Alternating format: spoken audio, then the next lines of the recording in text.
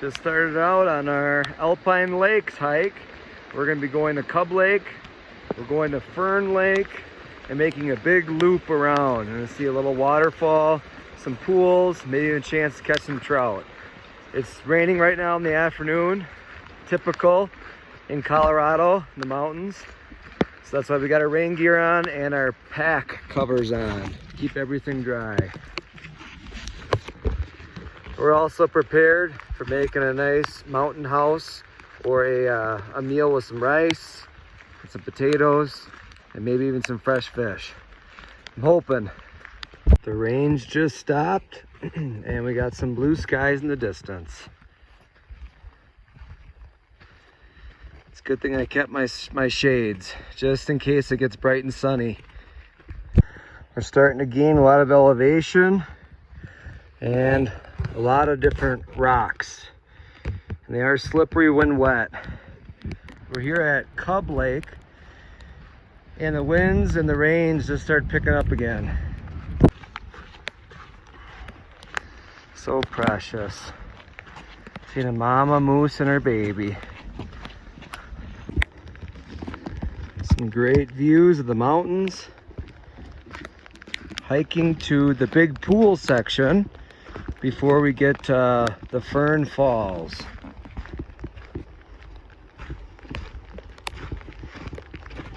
We're out here hiking in the rain. When you're in mountains, you always want to have some rain gear, because almost every afternoon you'll probably get some kind of a shower, and unless you're going to sit it out and miss out on some hiking, you just bring your gear, and then it's not so bad. So Gore-Tex is best, but there's lots of other options too. What I've learned is I thought I had a decent rain jacket, went on a nice backpack adventure, it started raining and hailing. I realized that it was not waterproof, it was water resistant. There is a difference. When it gets very wet, it soaks up and you get very cold and you start shivering and hypothermia can settle in. Waterproof really keeps the water off you and keeps it nice and dry. Bridge crossing. Ooh, little waterfall. Oh, I didn't expect that.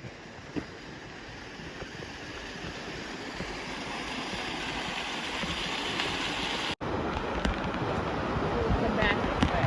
Well, take a look at the bridge. Wow, that water's just rushing through. Oh, it's like a mini waterfall.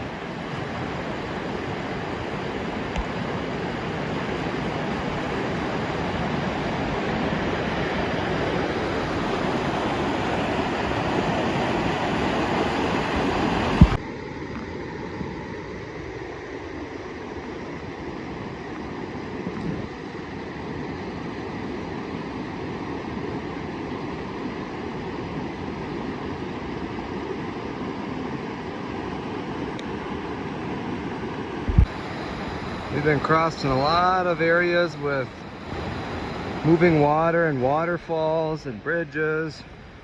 It's been a great hike so far. You can see the sun came back out, our rain jackets are off, and we're ready for the next alpine lake, which is called Fern Lake.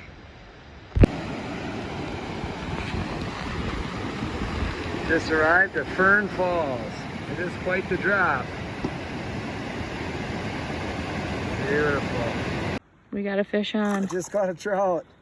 Fourth cast? Fourth cast. Which one is it? Oh, I lost him. Oh, shoot. I got to catch my first trout, and it was a native species. There's some more right here.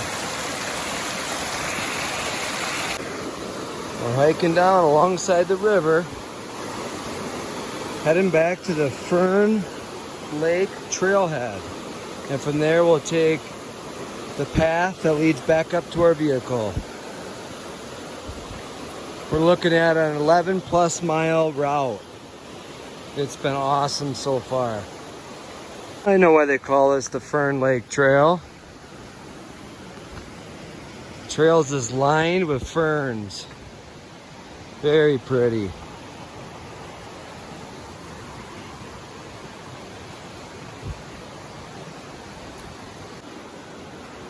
This is a neat section. All these big boulders are going through.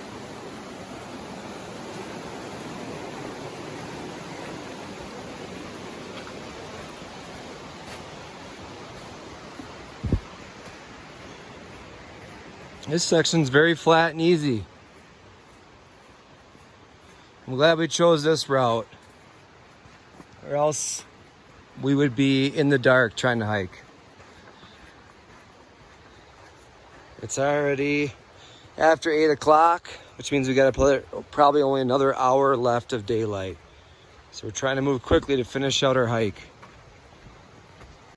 Well, we're just finishing up our hike. Started out at Cub Lake all the way to Fern Lake and back around. Made a nice loop. We've seen an elk. Oh, there's a deer right there. Hello, deer. Hey, deer. Oh, dear. Hey, my dear. We've seen an elk earlier in the meadow. We've seen 2 moose, a mom and her baby. We got to see a lot of the Greenback Cutthroat Trout in the Fern Lake area. I got to actually catch one. That was exciting.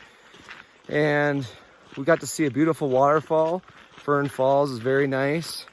A lot of bridge crossings. Some elevation gain around 1,350. So it's a little bit of a climb to get up to Fern Lake area, but it's definitely worth it. Overall, it was an epic hike.